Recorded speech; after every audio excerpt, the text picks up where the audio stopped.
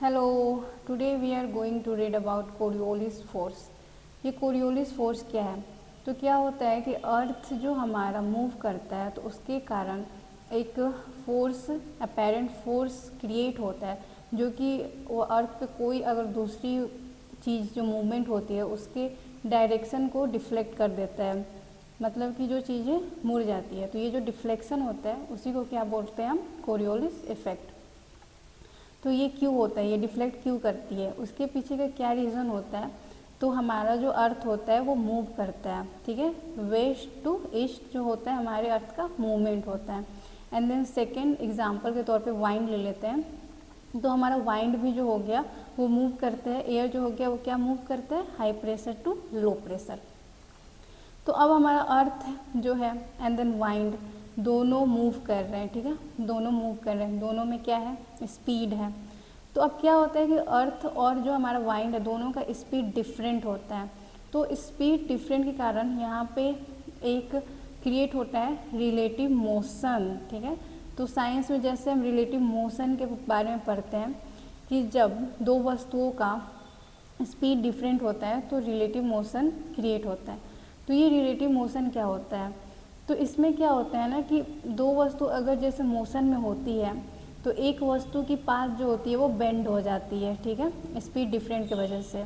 तो इसी का हम रिलेटिव मोशन बोलते हैं। जैसे मान लो कोई इंसान ट्रेन में ट्रैवल कर, ट्रेन जैसे मान लो चल रही है, ठीक है, वो भी ट्रेन में चलना स्टार्ट कर देता है तो उसको तो लगता है वो स्ट्रेट जा रहा है, बट रिलेटिव मोशन के कारण वो उसका पाथ जो है वो बेंड हो जाता है। मान लो तुम अगर बाहर से उसको देखोगे तो वो तुमको बेंडेड दिखेगा। तो ये होता है रिलेटिव मोशन, जो कि सेम चीज़ होता है अर्थ पे।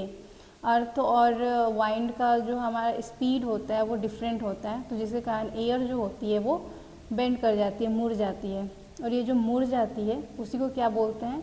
कोरियोलिस इफेक्ट बोलते हैं। तो ये तो पता चल गया कोरियोलिस इफेक्ट क्यों और कैसे क्रिएट होती है। ये कोई रियल फोर्स नहीं होती है, बस अर्थ के रोटेशन के कारण अपेरेंट फोर्स अराइज होती है। तो कोरियोलिस फोर्स पे बस इतना ही याद रखना है, कोरियोलिस फोर्स कोई स्पीड को ना बढ़ाती ना घटाती है, ऐसा कुछ नहीं है। कोरियोलिस फोर्स जो ये तुम डिफ्लेक्शन देखते हो ना वही तुम्हारा कोरियोलिस फोर्स है। एंड देन कि बस ये याद रखना कि ये वेलोसिटी पे डिपेंड करता है। कोरियोलिस इफेक्ट हमारा जो होता है वो वेलोसिटी पे इफेक्ट करता है। मान लो कि अगर अर्थ रोटेट ज़्यादा करेगी तो डिफ्लेक्शन ज़्यादा होगा, तो फिर ठीक है, तो फिर ये तो कहीं भी डिफ्लेक्ट कर सकती है। तो उसके लिए फिर आता है फेरे लॉ। तो फेरे लॉ क्या बोलता है? ये कहीं भी डिफ्लेक्ट नहीं कर सकती है। नॉर्थ साइड अगर कोई वस्तु मूवमेंट में है तो वो राइट साइड डिफ्लेक्ट करेगी, एंड देन साउथ में है तो लेफ़्ट डिफ्लेक्ट करेगी। इसके पीछे भी बहुत टेक्नोलॉजीज़ है, बट वो जानना इम्पॉर्टेंट नहीं है। बस इतना याद रखना कि फेरेल्स लॉ क्या बताता है कि नॉर्थ में जो वस्तु होगी वो राइट डिफ्लेक्ट करेगी, नॉर्थ में राइट, एंड देन साउथ में लेफ़्ट डिफ्लेक्ट करेगी, लेफ़्ट। तो ये पता चल गया कि कोरियोलिस फोर्स क्यों जनरेट होता है।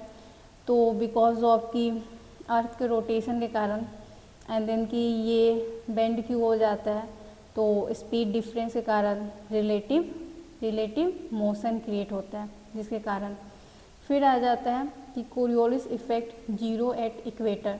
तो इक्वेटर पे जीरो होने का क्या रीज़न है? जैसे कि हम पढ़ते हैं ना कि कोरियोलिस इफेक्ट जो होता है इक्वेटर पे जीरो होता है, एंड मैक्सिमम कहाँ होता है? पोल पे, मैक्सिमम पोल पे होता है। तो इक्वेटर पे हमारा क्या होता है ना कि इक्वेटर पे स्पीड जो होता है वो वाइंड का और अर्थ का वो डिफरेंट नहीं होता है, वो सेम होता है। तो स्पीड सेम होगा तो फिर तो रिलेटिव मोशन काम नहीं करेगा।